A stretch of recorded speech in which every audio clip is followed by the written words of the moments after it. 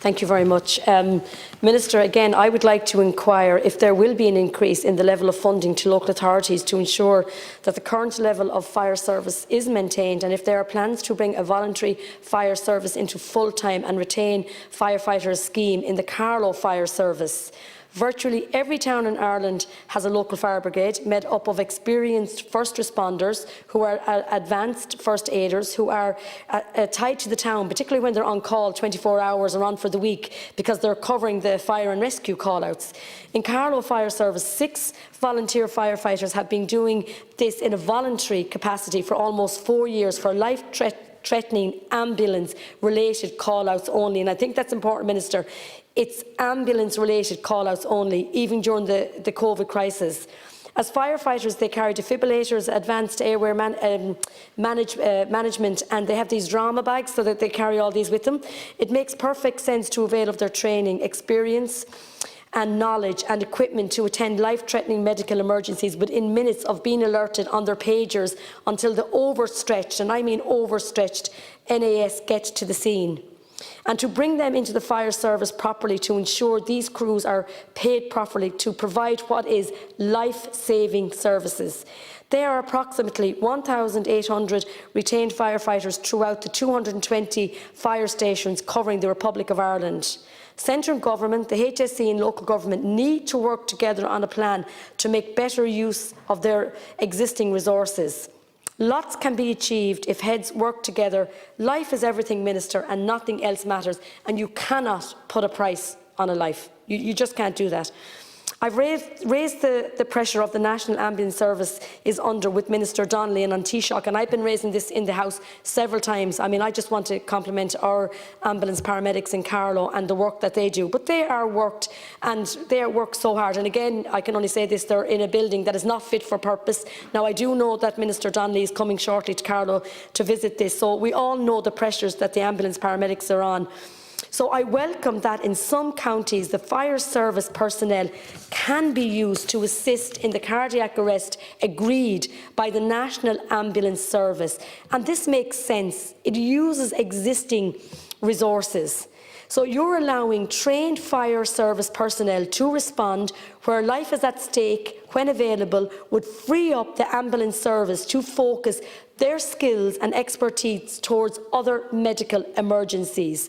Can I ask you, Minister, what are the plans to address the sustainability of the fire service in Carlow and to address the use of these volunteers? And I think it is important when I am speaking about volunteers and the great work they do.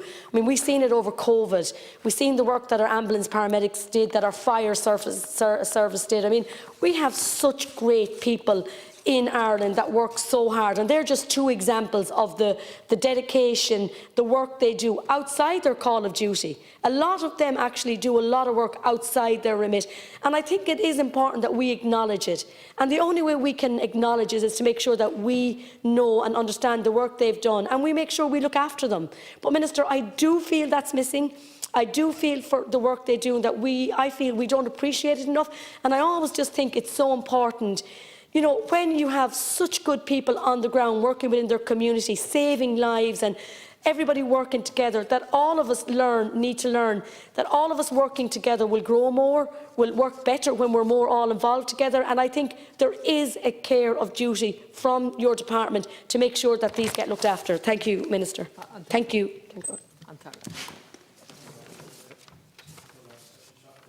Again, thank my constituency colleague for raising this. I know she has consistently raised this issue in the Dáil, and it has been raised in a number of other by a number of other deputies. And as she has stated, there have been some counties where there have been the use of existing resources have been utilised. So, but just in response, the provision of a fire service in its functional area, including the establishment and maintenance of a fire brigade, the assessment of fire cover needs and the provision of fire station premises is a statutory function of the individual fire authorities under the Fire Services Act 81 to 2003.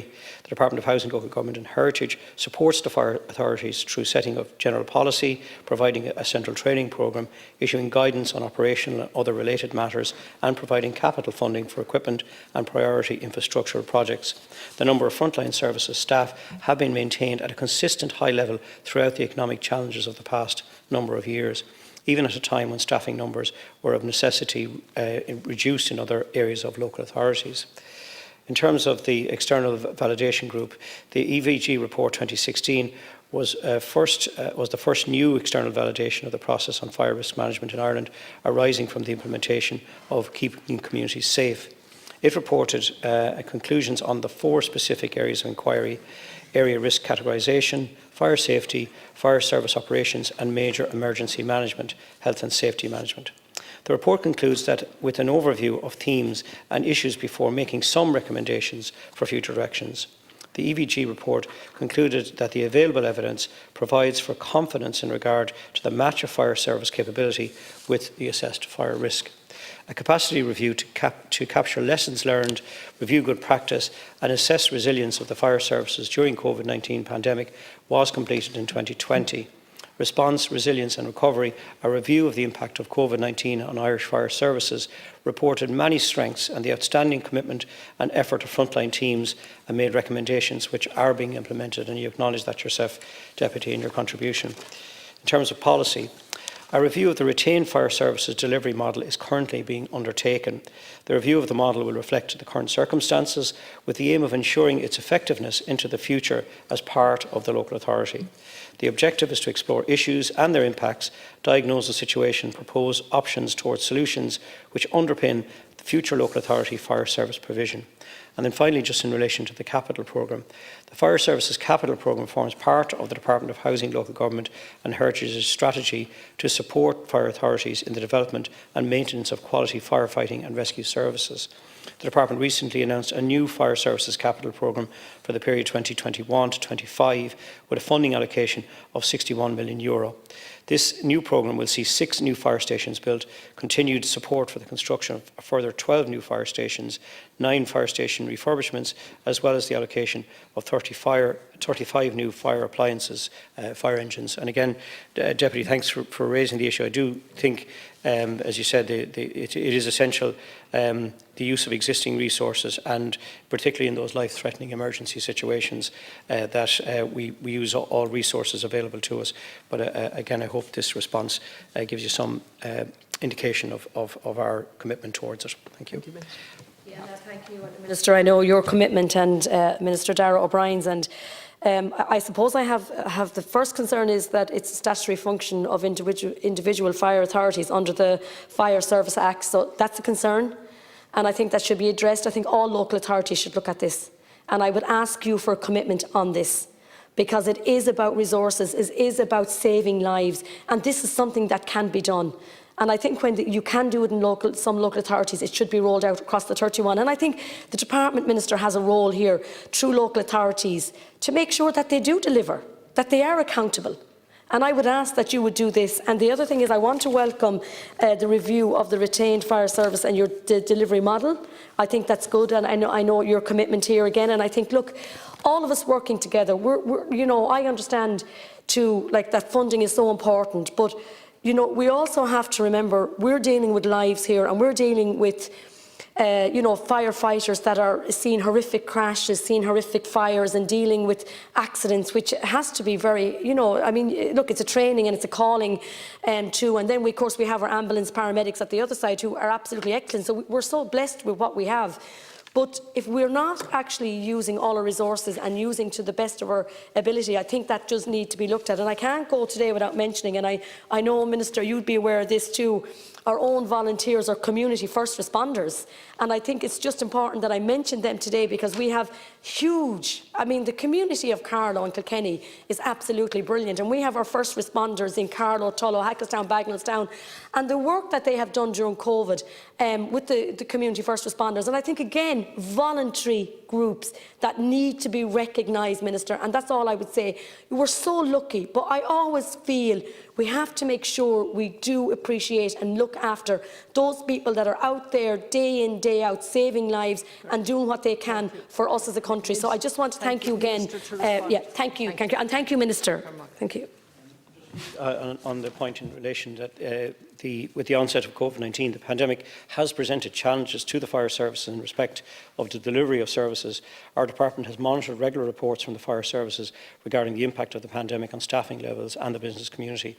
In order to maximise the available capital funding programme, our department reassesses the status of projects in the programme on an annual basis, and some flexibility is normally available to advance projects that are ready and best offer value for money, taking account of the state of readiness of projects more generally. The provision of fire service in its functional area, including the establishment and maintenance of a fire brigade, assessment of fire cover needs and the provision of fire service premises, is a statutory function of the individual fire authorities under the Fire Services Act, as was stated, and our department will continue to support fire authorities through the setting of general policy, providing of a central training programme and issuing of guidance on operational and other matters. But specifically, in the time I've left, Deputy, I agree. I think all resources should be deployed. I think it is a matter for the local authority to give further consideration to. Minister O'Brien and I will commit our support for whatever the local authority deems appropriate within its functional area.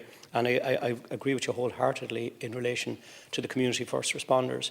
We will be looking at perhaps a massive increase in our population over the next number of months with intake of Ukrainian refugees. And if that it transpires as it may do, I think in that regard we need to deploy all resources available to the state to try and support communities at this very critical and important time.